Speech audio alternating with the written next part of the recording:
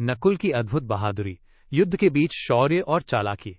दोस्तों, आज हम आपको महाभारत के एक ऐसे वीर योद्धा की कहानी सुनाने जा रहे हैं जिनका नाम है नकुल। महाभारत में नकुल और सहदेव को अक्सर हम पांडवों के बीच कम ध्यान देने वाले छोटे भाइयों की तरह समझते हैं, लेकिन सच तो ये है कि नकुल की बहादुरी और युद्ध कला कमाल की थी। खासकर घुड़सवारी में उनकी महारत ने कई बार युद्ध की दिशा बदल दी। इस कहानी का समय महाभारत के कुरुक्षेत्र युद्ध के बीच का है, जब दोनों पक्षों की सेनाएं आमने सामने थीं और हर पल निर्णायक साबित हो सकता था। नकुल, जो कि पांडु और माद्री के पुत्र थे, अपने सौम्य स्वभाव और तेज बुद्धि के लिए जाने जाते थे। उनकी घुड़सवारी इतनी कुशल थी कि वे अपने घोड़े के साथ मानो एक हो जाते थे। युद्ध में नकुल की सबसे बड़ी ताकत थी उनकी चालाकी और धैर्य, जो उन्हें मुश्किल से मुश्किल हालात में भी शांति बनाए रखने में मदद करती थी।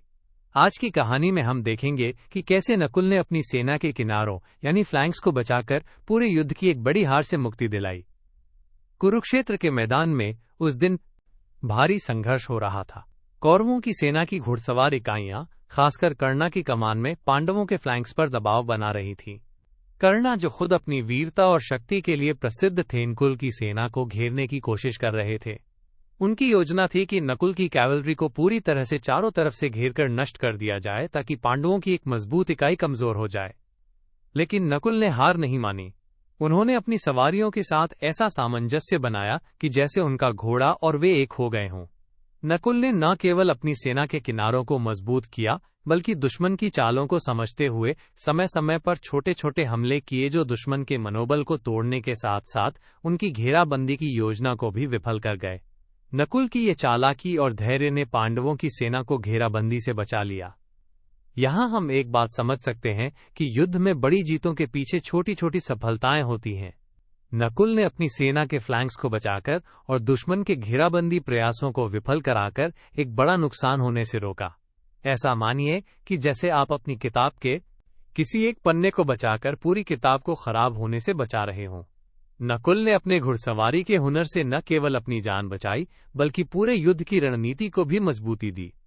उनकी ये शांति और संतुलन, जो हम ग्रेस कह सकते हैं, युद्ध के बीच एक अनमोल गुण था। नकुल की तरह हम भी जब मुश्किल हालात में धैर्य और समझदारी से काम लेते हैं, तो छोटी छोटी सफलताएं मिलती हैं, जो अंत में बड़ी चुनौतियों को पार करने में मदद करती हैं। तो दोस्तों, नकुल की ये कहानी हमें सिखाती है कि बहादुरी केवल ताकत दिखाने में नहीं है, बल्कि धैर्य, समझदारी और अपने कौशल का सही इस्तेमाल करने में भी है। नकुल की घुड़सवारी की कला और उनकी ग्रेस अंडर फायर ने पांडवों की सेना को संकट से बचाया और युद्ध के इतिहास में उनकी जगह और भी मजबूत कर दी।